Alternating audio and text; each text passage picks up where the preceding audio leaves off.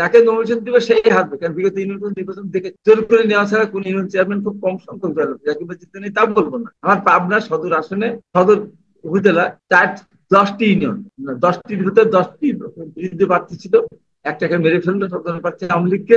9টি নির্বাচন, 9টির একটা দিয়ে আওয়ামী লীগ জিতেন, পরেরটা নির্বাচন হয়েছে সেখানেও জিতেন। তার মানে প্রধানমন্ত্রীর কথা তার দলের নেতারা শুনে না, তার দলের লোক শুনে, তার দলের কর্মী শুনে না, দেশের মানুষ শুনে। যে কারণে প্রধানমন্ত্রী স্বাক্ষরিত আমরা চেয়ারম্যান প্রার্থীরা হেরে যায়। জনাব হাবিবুর রহমান। এখানে উনি যেটা করেছেন এবং সদর উনি ব্যাখ্যা দিয়েছেন, উনি আগে পারিবারিকভাবে ব্যাখ্যা দিয়েছেন ওনার ওনার পরিবারকে, তখন ওনার দুই ছেলে নিয়ে ওনার বোনের কথা পেঁচাই দিচ্ছেন। এবার উনি ব্যাখ্যা দিলেন যে পরিজন বলতে স্বামী স্ত্রী মেয়ে ছেলে, এই বাইরে স্বজন বলতে গেলে তো অন্য ব্যাখ্যা দিচ্ছেন। আরেকটু লাউডলি বলবেন, জি এটাও কাছে যদি এসে। আমি ধরি, হুম। এটাও যদি আমি ধরে নিই, তাহলে আপনার কক্সবাজারে একজন দাঁড়িয়েছেন, ওনার ছেলে, ওনার ছেলের ব্যাপারে উনি পরিষ্কার করে বলেছেন। আরো কয়েক জায়গায় আছে, যেমন আপনার যে নর্থ বেঙ্গল আছে, সেরকম তার ছেলে বা মেয়ে, এরকম মেয়ে আমি দেখি না, ছেলে কয়েকজন দাঁড়িয়েছে। তারা তো কথা শুনতেছে, তারা কথা তো প্রধানমন্ত্রীর কথা তো তার দলের লোক শোনে না। প্রধানমন্ত্রী নৌকা প্রতীক দিলেন, ওনার নৌকা প্রতীকের বিরুদ্ধে 62টি আসনে জয়লাভ করে আসলে ওনারই দলের লোক। প্রধানমন্ত্রীর আগে প্রতীক দিয়েছিলেন, প্রায় 2000-এর কাছাকাছি চেয়ারম্যান জিতে আসলো, 2500-3000 চেয়ারম্যান ওনার কথা শুনলেন না প্রার্থী। উনি এবার বলছেন এবার একই অবস্থা। এবার প্রতীক না দেওয়ার কারণ হলো যে বিএনপি যদি নির্বাচনে যেত তাহলে প্রতীক, যেহেতু নির্বাচনে বিএনপি যাচ্ছে না, আর ওনার একই দলের নির্বাচনে উনি যাকে নমিনেশন দিবেন তাই সেটা হারবে, যাকে নমিনেশন দিবে সেই হারবে, কারণ বিগত ইউনিয়ন নির্বাচন দেখেছি জোর করে নেওয়া ছাড়া কোন ইউনিয়ন চেয়ারম্যান খুব কম সংখ্যক দল যাকে জিততে নেই তা বলবো না। আমার পাবনা সদর আসনে সদর উপজেলা 10টি ইউনিয়ন, 10টির ভিতরে 10টি বিরুদ্ধে প্রার্থী ছিল, একটাকে মেরে ফেললো সদর প্রার্থী আওয়ামী লীগকে। 9টি নির্বাচন, 9টির একটা দিয়ে আওয়ামী লীগ জিতেন, পরেরটা নির্বাচন হয়েছে সেখানেও জিতেন। তার মানে প্রধানমন্ত্রীর কথা তার দলের নেতারা শুনে না, তার দলের লোক শুনে, তার দলের কর্মী শুনে না, দেশের মানুষ শুনে। যে কারণে প্রধানমন্ত্রী স্বাক্ষরিত আমরা চেয়ারম্যান প্রার্থীরা হেরে যায়। এবার প্রতীক বরাদ্দ প্রতীক তুলে নেওয়ার কারণ হলো এটি, যেহেতু বিএনপি যাবে না, আওয়ামী লীগের ভিতরে বিদ্রোহ হবে, প্রার্থী হবে একাধিক, নৌকা জিতবে না। একটা দিন শেষে যদি হিসাব করে যে 450 ইলেকশন হলো, তারপরে 50টা জিতলো নৌকা বা 100টা জিতলো নৌকা, বাদ বাকি নৌকার বাইরে, তাহলে এটা গান্ধী জিতের ব্যাপার সেখানে নাই। আর আমি মিল্লাত ভাইয়ের একটা উত্তর আমি দিতে চাই। আমি আন্দোলন 90 সালেও করেছিলাম, লোটন জানে 96 সালে আমি করেছি, যন্ত্র মাস আমারই দেওয়ার নাম, আমি করেছিলাম, রাজদিন সব আমি করেছি। 90-তে আমি লাশ নিয়ে গেছিলাম, যাদের লাশ আমি প্রথম বক্তব্য দিয়েছিলাম রাজদিন এই এর সামনে, আওয়ামী লীগ অফিসের সামনে 0 পয়েন্ট আওয়ামী লীগ অফিসের আমি সব। কথা হলো সেটা না, কথা হলো আমি তখন ছিলাম একটা সংগঠনের দায়িত্বে ছিলাম, বিরোধী সংগঠন, সেখানে করতে পেরেছি, এখন তখন সেটা নাই। আপনার কথা কথা হলো স্পষ্ট বিএনপি বোঝা যায় না, আন্দোলন আরেকটু করতে কাছে এসে বলতে পারছে না, হবে। জি জি। বিএনপি আন্দোলন করতে পারছে না, বারবার বলা হচ্ছে। জেম হুম। কাদের সাহেব তার উত্তর দিয়েছেন যে 1 কোটি মানুষ যদি আন্দোলনে নামতো তাও এই সরকার নির্বাচন দিত না বা এই সরকারের পতন হতো না। এটা বাস্তবতা কেন বলছেন? আজকে প্রশাসন সবকিছু তারা নিয়ন্ত্রণ, সব নিয়ন্ত্রণ, র্যাব বলেন, পুলিশ বলেন, আর্মি বলেন, নির্লজ্জ ভাবে নিয়ন্ত্রিত হচ্ছে সেখান থেকে। যে কারণে আন্দোলন করে সরকার পরিবর্তন করবার, সরকারের কাছে দাবি দেওয়া আদায় করা সম্ভব হচ্ছে না। এবার দেখেন যে মিলাদ ভাইয়ের আর একটি কথা বলি, উনি বলছেন যে 75 পরবর্তী সময় থেকে কোনো উন্নয়ন হয়নি, বা ওই পরে এই 2008 সাল হুম। থেকে 96 সালে হয়েছে, তারপরে ওইটুকু। তাই যদি হয়, তাই 1975 সালে 15 আগস্টের পর কিন্তু 15 আগস্ট পর্যন্ত বাংলাদেশে আপনার কিন্তু ওই স্বাধীনতা পদক পদক প্রবর্তন করে নাই, জিয়া রহমান করেছে। 21-এর পদক প্রবর্তন আওয়ামী লীগ 3.5 বছর করে নাই, জিয়া রহমান করেছে। ম্যান পাওয়ার, এই যে বিদেশি পাঠানো, এটা জিয়া রহমান করেছিল, যার কারণে যার উপরে ভিত্তি করে আমরা আজকে আসি। এই যে গার্মেন্ট ইন্ডাস্ট্রি, এটা জিয়া রহমান শুরু করেছিলেন, পরে এরশাদের সময় এরশাদ সাহেবের আমলে এসে সেটা আরো বৃদ্ধি হয়েছে। তার পরে পরে শুরু করেছেন কিন্তু জিয়া রহমান করেছেন। ইরিগেশন শুরু করেছিলেন জিয়া রহমান। দেশের যে ভিত্তি, অর্থনীতির মূল ভিত্তি, দেশের যে চালিকা ভিত্তি, এটা শুরু করে দিয়েছে জিয়া রহমান, এটা অস্বীকার করার উপায় নেই। এখন আপনি আসেন গণতন্ত্রের কথা, এখন কি গণতন্ত্র আছে? গণতন্ত্র আছে কে গণতন্ত্র বলে? এই যে 2014 সালে যে এই যে 24 সাল নির্বাচনটা হলো, সর্বপ্রথম এই সরকার আমাকে অযোগ্য ঘোষণা করেছে, আমি যে নির্বাচনে যেতে না পারি। তারপরে 28 তারিখে তাণ্ডব চালিয়ে বিএনপির অফিস বন্ধ করে দিয়েছে। নির্বাচন পর্যন্ত ক্রাইম জোন বা ক্রাইম সিন এই সমস্ত কথাবার্তা বলে শত শত পুলিশ পালাইছিল। একটা রাজনৈতিক দল যদি নির্বাচনে যায়, যেতে হয় তাকে, তার অফিস খুলতে হবে, তার অফিসে ফর্ম বিক্রি হবে, তার হুম।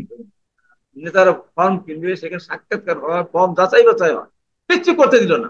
এটা কত বড় অপরাধ! এই অপরাধের সীমা আছে? জেনারেল এরশাদ সাহেব নির্বাচন করেছিলেন, এটা গণতান্ত্রিক সরকার ছিল না। তাও তো 86 নির্বাচনে কারো অফিস বন্ধ করে দেয়নি যে তোমরা নির্বাচন আসতে পারবে না। এই যে এটা কোনো দল নির্বাচনে যায়নি, আশরাফ আব্দুর রবের নেতৃত্বের দল ছাড়া। তো অফিস বন্ধ করে দেয় নাই যে আমার অফিস বন্ধ করে তোমার নির্বাচন আসতে পারবে না। পৃথিবীর ইতিহাসে এত বড় জঘন্য কাজ কেউ করেছে? তো একটা রাজনৈতিক বড় রাজনৈতিক দল অফিস বন্ধ করে দেয়, নির্বাচন আসতে না পারে, আবার বলে যে এরা ভোট পাবে না, জনগণ ভোট দেবে না, জনগণের আস্থা নেই, সেই কারণেই এরা ভোটে আসেন। এটা অফিসে বন্ধ করে দিল। এটাতে বিচার হওয়া উচিত। এটা রাজনৈতিক দল অফিস, আমরা যাবো না, তৎপরদের যাবো, অফিস বন্ধ করে রাখতে হবে আমাদের। এবার আপনি আসেন, এই যে এখন যে উপজেলা নির্বাচন নিয়ে ছেলে খেলা হচ্ছে, ওই যে বিগত নির্বাচনটা হলো, জাতীয় পার্টির সাথে আপনি মানে মহাযোগ করে 11টা জায়গায় আবার প্রতীক রেখে দিলেন, 26টা জায়গায় উদ্যোগ করে নিলেন, সেই 26টা জায়গায় আবার স্বতন্ত্র পার্টি নির্বাচন করে তাদেরকে হাতিয়ে দিলেন। একটা জি। জিনিস আমি আজকে বলবো, আমি জাতীয় পার্টির পক্ষে বলতেছি না, আওয়ামী লীগ হলো সেই দল, আমি সেই দলটা করেছি, মন দিয়েই করেছি, এবং সেই দলে থাক না 3-4টা ঘটনা আমার জন্য ঘটিয়েছে, টোটাল আওয়ামী লীগের সব হিসাব এক জায়গায় করলে আমার হিসাব মিলাতে পারবে না। তারপরে বলবো এই দল জাতীয় পার্টি নামক একটা দল, সেই দলের সাথে বিশ্বাসঘাতকতা করে। জাতীয় পার্টি যদি জাতীয় পার্টি যদি 96-এ আওয়ামী লীগের সমর্থন না দিত, এই আওয়ামী লীগ আছে জাতীয় পার্টিকে নিয়ে বিড়াল বানাতে পারত, ওই যে বিরোধী দল বানাতে পারতেন, আওয়ামী লীগ জীবনে ক্ষমতা আসতে পারতেন। আবার এই জাতীয় পার্টিকে নিয়ে যদি আপনার 2004 সালে যে মহাজোট করলো, সেই মহাজোটের পর নির্বাচন হলো না, তখন তো নির্বাচন ভাগাভাগি চিন্তা ছিল। পরে 2008 সালে এসে আবার ভাগাভাগি করলো, এবং সেই ভাগাভাগির মধ্যে দিয়ে সেনাবাহিনীর খেলা ছিল, 1-11-এর খেলা ছিল, সেই খেলার কারণে সিনথেসিস গেছে। এখানেও জাতীয় পার্টি তাদের প্রাণ দিয়েছে। জাতীয় পার্টি 2014 সালে যদি নির্বাচন না করতে, এরশাদ সাহেব নির্বাচন করতে চান নাই, সেখানে সুষমা স্বরাজকে নিয়ে এসে এরশাদ সাহেবকে নির্বাচন করতে বাধ্য করালো। সেই জাতীয় পার্টি নির্বাচন না করতো, আওয়ামী লীগ অস্থায়ী নির্বাচন করতো না। 2018 সালে আবার জাতীয় পার্টি সেদিন আবার এই আওয়ামী লীগকে বাঁচতেছে। আর 2024 সালে আবার এইবার যদি জিএম কাদের সাহেব নির্বাচন করতে চান না, সবাই জনগণ আশাবাদী হয়েছে কাদের সাহেব করবেন না জিএম কাদের। পরে উনি বলেছেন চাপে পড়ে গেছেন, এমন ভয় দেখানো হয়েছে, এমন ভয় সৃষ্টি করা হয়েছে। আওয়ামী লীগের মূল কথা বলতে চাই, আওয়ামী লীগ আর যারা তার উপকার করে তাদেরকে নিঃশ্বাস করে দেয়। দাসো দিনু তাকে ভেঙে 2 ভাগ করেছে, জাহেদকে মেনন তা 2 ভাগ করে করেছে, বিপ্লব সাইফুলের নেতৃত্বে জাতীয় পার্টি 3-4 ভাগ করেছে, 3-4 ভাগ করেছে। একবার মঞ্জুর রহমান, জি, আমরা জানি জাতীয় পার্টির কথা বলতে গেলে আসলে অনেক সময় দরকার। আমি আপনার কাছে শেষ 1 মিনিট একটু মন্তব্য চাই। আমি শেষ করে দিই, জি, আমি শেষ করে দিচ্ছি। এই সর্বশেষ জাতীয় পার্টিকে আবার 2 ভাগ করি, যে 1 ভাগ, জিম কাদের 1 ভাগ। তাই আমি বলি এই সমস্ত কথা কিন্তু জাতীয় পার্টি তো তবুও আওয়ামী লীগের সাথে আছে, সরকারের সাথে আছে, এটাই অনেকে মনে করে। কথা কথা বলতেছে তো, না বলতেছে তো, আবার জিম কাদের বলেছে নির্বাচন হয়নি, এটা পাতানো নির্বাচন হয়েছে, এটা সিলেক্টেড নির্বাচন। আপনার কাছে আমি আপনার কাছে আমি জাস্ট 1 মিনিটে, শেষ 1 মিনিটে দয়া করে, অনেক যদিও একটু লম্বা প্রশ্ন, কিন্তু 1 মিনিটে আপনার কাছ থেকে একটু মন্তব্য চাই। এটা বলেই আপনি আপনার পর্বটা শেষ করবেন। মাননীয় প্রধানমন্ত্রী আজকে বলেছেন যে 28শে অক্টোবরের কথা আপনি বলেছেন এই মাত্র, সেটা সূত্র ধরে আমি বলতে যাচ্ছি যে পুলিশকে তিনি বলেছেন যে ধৈর্য ধরতে, মানে 28শে অক্টোবর যদি পুলিশ ধৈর্য না ধরতো তাহলে আরো অনেক কিছু হতো। তিনি বলেছেন যে পুলিশ সেদিন ধৈর্য ধরেছিল, পুলিশকে হত্যা করার পরেও পুলিশ ধৈর্য ধরেছিল, এবং আপনারা হাসপাতাল আক্রমণ করেছেন, পুলিশের গাড়ি পুড়িয়েছেন। আমার কাছে মানে প্রধানমন্ত্রীর কাছে মনে হয় পুলিশ এখন থেকে আমেরিকান পুলিশ যা করছে, যে স্টাইলে আন্দোলন দমন করছে, সেই স্টাইলে যেন আন্দোলন দমন করে, তিনি এমন একটা ইঙ্গিত দিয়েছেন পুলিশদের কাছে। এবং 7ই জানুয়ারি আবারও তিনি আজকে বলেছেন 7ই জানুয়ারি নির্বাচন, তিনি বলেছেন অতীতের সকল নির্বাচন থেকে সুষ্ঠু এবং ভালো নির্বাচন হয়েছে। এই দুটি বিষয়ে আপনি কি বলবেন, ছোট্ট করে যদি বলেন? ছোট্ট করে বলে, এই যে 7ই জানুয়ারি নির্বাচনের ভালো নির্বাচনের কথা বলে কেউ, সে মহা মিথ্যাবাদী, পৃথিবীর ভিতরে সবচেয়ে বড় মিথ্যাবাদী। 7ই জানুয়ারি নির্বাচনই হয়নি, ওটা আওয়ামী লীগের কাউন্সিল হয়েছে, কোন দল থেকে নির্বাচনে যায় নাই, যারা গিয়েছিল তারা একটা আসন পায়নি, তাদের একটা আসন দেওয়া হয়নি। আর এই যে 28 অক্টোবর কথা যেটা বলছে, আপনার কাছে উত্তরটা চাচ্ছি। 28 অক্টোবরের আগে 26 27 তারিখে যখন আমাদের লোকজন বিভিন্ন জেলা থেকে আসা শুরু করেছিল, ওখানে গ্রেপ্তার করা শুরু করলো কেন? অস্বীকার করতে পারবে? প্রত্যেকটা জায়গায় গ্রেপ্তার করেছে। এবং ঢাকা কমলাপুর স্টেশনে, গাবতলী, যেখানে যেখানে এসে নেমেছে, সেখানে 27 তারিখে সকালবেলা, 28 তারিখে সকালবেলা গ্রেপ্তার করা শুরু করেছে। তার মানে কি? পুলিশকে ধরে দিতে বলেছিল? এটা তার নির্দেশে, তার সরাসরি নির্দেশনায়। এবং গাজীপুরের জাহাঙ্গীর তার বহিষ্কার প্রত্যাহার পরে সে হাজার হাজার মানুষ নিয়েছে। ওই যে প্রধান বিচারপতি বারিস্তান ওই জায়গায় গন্ডগোল সৃষ্টি করেছে। এখানে বিএনপি লক্ষ লক্ষ মানুষ নিয়েছে, যা বাংলাদেশের মানুষ দেখে নাই। বিএনপি গন্ডগোল করতে যায় না, পুলিশকে নির্দেশ দিয়েছিল। এবং আমি যে স্টেজে, আমার সাজা হওয়ার পরেও, আমার 4 বছর সাজা নিয়ে কিন্তু আমি স্টেজে ছিলাম, স্লোগান দিয়েছি, মিছিল করেছি।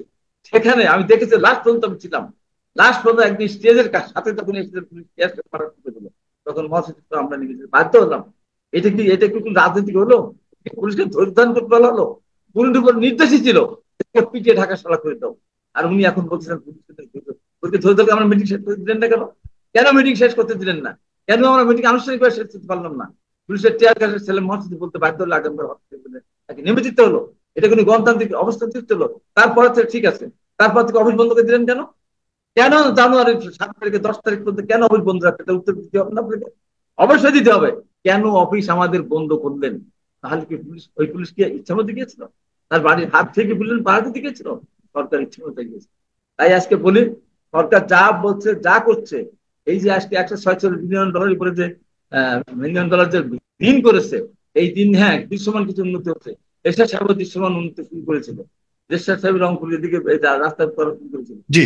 এখন যে উন্নয়নের দৃশ্য, এখন দেশ উন্নয়ন হয়নি বলুন তো?